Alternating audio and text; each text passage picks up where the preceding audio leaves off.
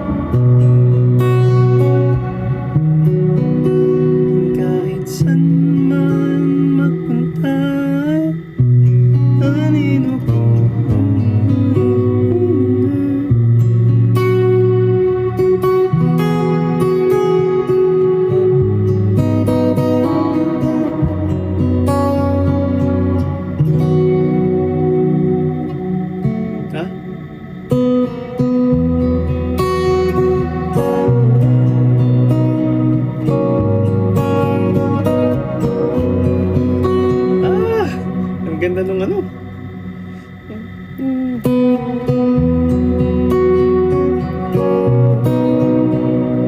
Mabagal, sorry. Lalaki po ako.